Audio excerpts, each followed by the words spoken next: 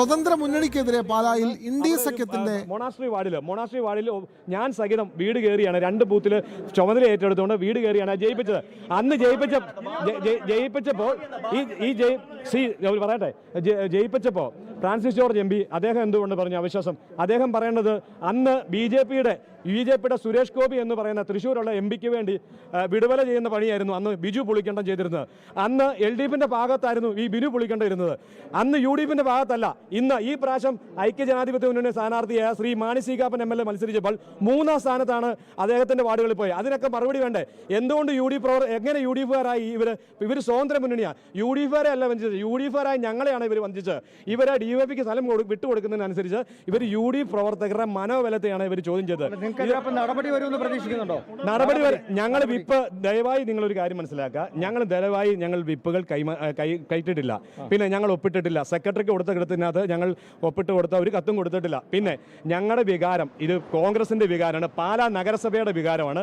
പാലായിലെ ഓരോ UDF പ്രവർത്തകർ ചോരയും നീരുമാക്കി സ്വതന്ത്ര മുന്നണിക്ക് പിന്തുണ കൊടുത്തപ്പോൾ അവിടെ പോലും സ്ഥാനാർത്ഥി നിർത്താതെ ഞങ്ങൾ നിർത്തിയപ്പം അവർ ആദ്യമേ എന്താ കാണിച്ചത്? LDF അവിശ്വത്ത് കൂട്ടുകെട്ടുണ്ടാകാനാണ് ശ്രമിച്ചത്. അവർ എല്ലാ രീതിയിലും അവിശ്വത്ത് കൂട്ടിട്ട് ഇങ്ങനെയുള്ള ഒരു പ്രവർത്തകരാണ് UDF പ്രവർത്തകർ.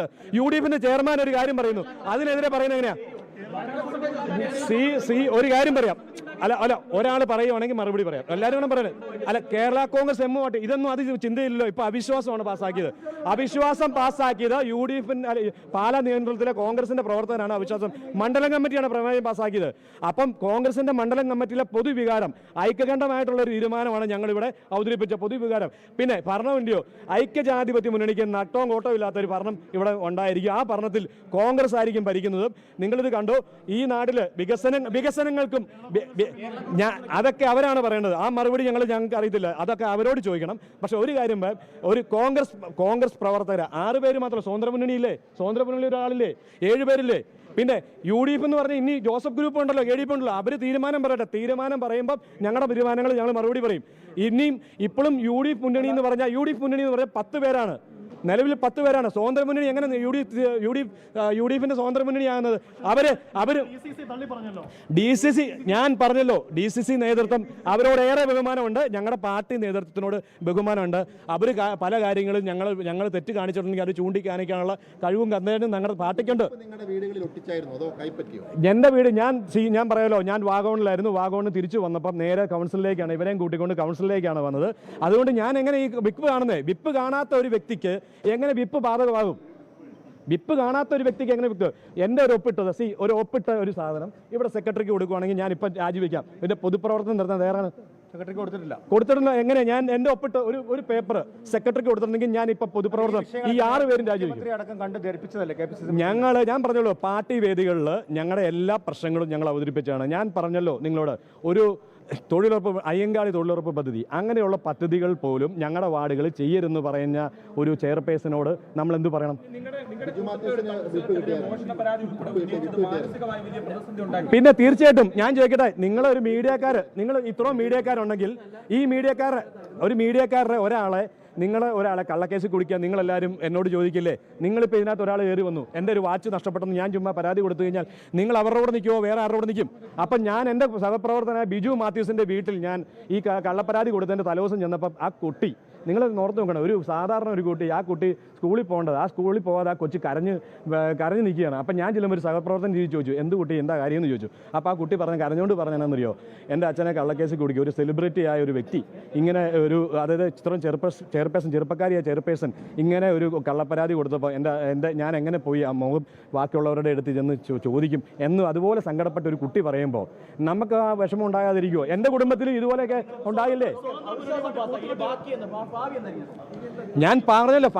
ഞാൻ പറഞ്ഞല്ലോ ഇത് ഇന്ത്യൻ നാഷണൽ കോൺഗ്രസിന്റെ അഭിമാനം ഉയർത്താൻ ഈ പാലാ നിയമമണ്ഡലത്തിൽ എന്നും അടിത്തട്ടിൽ ഇന്ത്യൻ നാഷണൽ കോൺഗ്രസിനെ എന്നും ചവിട്ടി മെതിക്കുമായിരുന്നു. ആ ചവിട്ടി മെതിച്ചതിനുള്ള മറുപടിയാണ് ഇനി ഇന്ത്യൻ നാഷണൽ കോൺഗ്രസിന്റെ തന്നെ ഒരു ഭരണം ഇവിടെ ഉണ്ടാകും. ആ ഭരണത്തിൽ എല്ലാവിധ ജനങ്ങൾക്കും, അതായത് പാവപ്പെട്ടവനും സാധാരണക്കാരനും പണിയെടുക്കുന്നവനും എല്ലാവർക്കും ബുദ്ധിമുട്ടില്ലാത്ത മുന്നോട്ട് 6-2-6-1-7 അത് നിങ്ങൾ മനസ്സിലാക്കുക.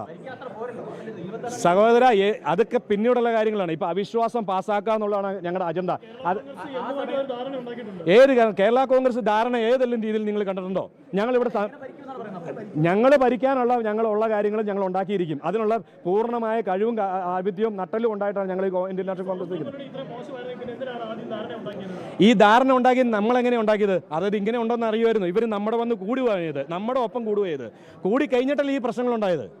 കൂടിക്കഴിഞ്ഞിട്ടാണ്. ആദ്യത്തെ 2 മാസത്തിനുള്ളിൽ ഓരോരോ പ്രശ്നങ്ങളുണ്ടായപ്പോൾ ഞങ്ങളുടെ പാർട്ടി നേതൃത്വത്തെ അറിയിച്ചു.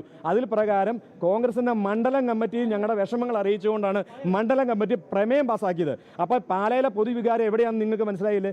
കോൺഗ്രസ്സുകാരുടെ പൊതുവികാരം എവിടെയാണ്? ഇവർക്കെതിരെയാണ്. അതുപോലെ ഈ പാലായിൽ നിങ്ങൾക്കറിയാലോ, ഈ പാലായിൽ എവിടെയാണ് ഒരു വികസനം ഉണ്ടായത്? ഒരു കല്ലിക്കൊത്തി ഒരു വികസനം എവിടെയെങ്കിലും കാണിക്കാൻ പറ്റുമോ? ഒരു കല്ലിക്കൊത്ത്, അതായത് ദിയ ബിനു പുളിക്കേണ്ടതിൻ്റെ പേരെഴുതിയ ഒരു പ്രോജക്റ്റ് നിങ്ങൾക്ക് കാണിക്കാമെങ്കിൽ ഞാൻ പൊതുപ്രവർത്തനം നിർത്താം. ഞങ്ങൾ പറഞ്ഞായിരുന്നു, ഞങ്ങൾ വിമർശിക്കുമ്പോൾ ഞങ്ങൾക്ക് വിമർശിക്കുമ്പം ഞങ്ങളുടെ കാര്യങ്ങൾ കേൾക്കാത്തതുകൊണ്ടാണല്ലോ ഇന്ന് അവിശ്വാസം രേഖപ്പെടുത്തിയത്. ഞങ്ങളുടെ കാര്യങ്ങളും പറയാത്തതുകൊണ്ടല്ല അവിശ്വാസം പറയുന്നത്. എന്തായാലും വിനോദ്, ഇപ്പോൾ കോൺഗ്രസിന്റെ 4 അംഗങ്ങളോട് കൂടി ഇപ്പോൾ അവിശ്വാസം പാസ്സായിരിക്കുകയാണ്. UDFന്റെ ഭരണം, സ്വതന്ത്ര മുന്നണിക്ക് പിന്തുണ നൽകിക്കൊണ്ടുള്ള UDF ഭരണം നഷ്ടമായിരിക്കുന്നു. ഇനി എങ്ങനെയാണ് പാലായിൽ മുന്നോട്ട് പോകാവുന്നത് എന്നുള്ളതാണ് പ്രധാനപ്പെട്ട ചോദ്യം. പാലായുടെ ഭാവി എന്താകും എന്നുള്ളതാണ് പ്രധാന ചോദ്യമായി നിലനിൽക്കുന്നത്. അത് UDF തന്നെ കോൺഗ്രസിന്റെ നേതൃത്വത്തിലുള്ള ഭരണം ഉണ്ടാകും എന്നുള്ളതാണ് കോൺഗ്രസിന്റെ കൗൺസിലർ നൽകുന്ന മറുപടി. അതെങ്ങനെ ഉണ്ടാകും എന്നുള്ള കാര്യത്തിൽ വ്യക്തമായ ഉത്തരവും നൽകുന്നില്ല. 7 കൗൺസിലർമാർ തങ്ങൾക്കൊപ്പമുണ്ട്. 6 കോൺഗ്രസ് കൗൺസിലർമാരും ഇപ്പോൾ UDF സ്വതന്ത്ര ഇപ്പോൾ നമ്മൾ പ്രതികരിക്കുന്നു. പാർലമെന്ററി പാർട്ടി നേതാവ് അവിടെ സംസാരിക്കുന്നുണ്ട്. അതിനപ്പുറമായിട്ട് യാതൊന്നും പ്രതികരിക്കാനില്ല. അല്ല, ഞാൻ പറഞ്ഞല്ലോ, അതൊരു എല്ലാവരും കൂടെ ഗ്രൂപ്പായിട്ട് എടുത്തൊരു തീരുമാനമാണ്. ആ തീരുമാനത്തിന്റെ പ്രതികരണം അവിടെ വ്യക്തമാക്കിയല്ലോ. അതിനപ്പുറം യാതൊന്നുമില്ല. അനിശ്ചിതത്വം ഒന്നും ഉണ്ടാവില്ല. ഭരണം മുന്നോട്ട് പോയല്ലേ പറ്റൂ. രാഹുൽ ചെയർപേഴ്സൺ ആകുമെന്നാണ് കേൾക്കുന്നത് കേരള കോൺഗ്രസ് എമ്മിന്റെ പിന്തുണയോടെ. ശരിയാണോ? ഞാൻ അറിഞ്ഞിട്ടില്ല അങ്ങനെ ഒരു കാര്യം. വൈസ് ചെയർപേഴ്സൺ ഉൾപ്പെടെ ചെയർപേഴ്സണെതിരെ വോട്ട് ചെയ്തു എന്നുള്ള ഒരു പ്രത്യേകത ഉണ്ടല്ലോ, അത് അതിനെക്കുറിച്ചൊക്കെ പറയാനുള്ളത്? പ്രതികരണം മുഴുവനും കേട്ടുവല്ലോ നിങ്ങൾ. അതിനപ്പുറം എനിക്ക് യാതൊന്നും പറയാനില്ല.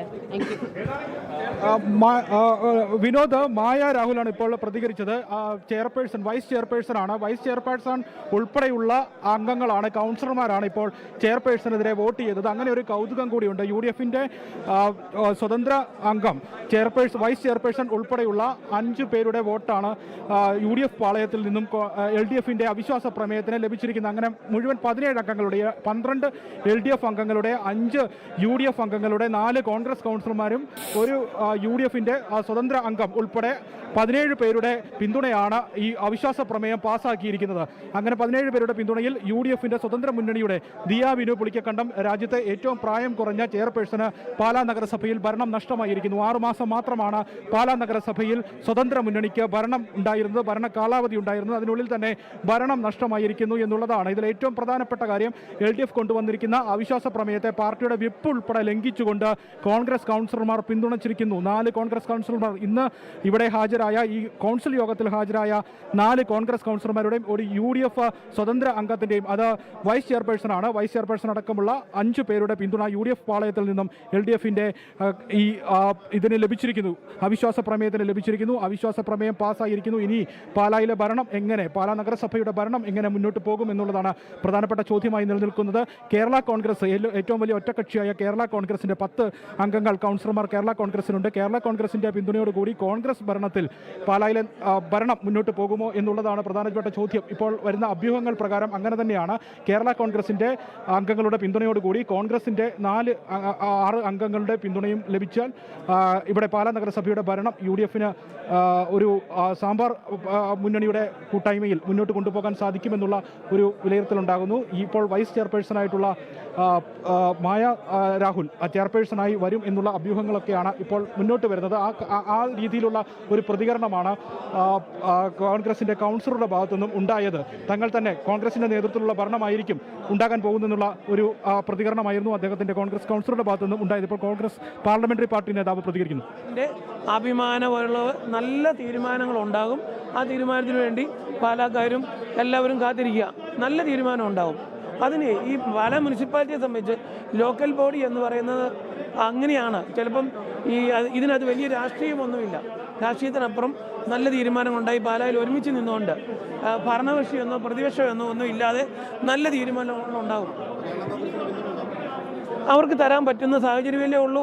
ഇപ്പൊ ഇവിടെ ഈ അവിശ്വാസം പറയുമ്പോൾ നല്ല തീരുമാനം വ്യക്തമാണ്. പാലായിൽ UDF ഭരണം നഷ്ടമായിരിക്കുന്നു. സ്വതന്ത്ര മുന്നണി സ്വതന്ത്ര മുന്നണിക്കെതിരെ LDF കൊണ്ടുവന്ന അവിശ്വാസം പാസ്സായിരിക്കുന്നു. UDF പിന്തുണയോടെയുള്ള ഭരണമാണ് പാലായിൽ നഷ്ടമാകുന്നത്. അവിടെ ഏത് തരത്തിലുള്ള ഭരണമാണ് ഇനി വരുന്നത് എന്നുള്ളത് ഇനിയുള്ള ദിവസങ്ങളിൽ കണ്ടറിയാനാകും.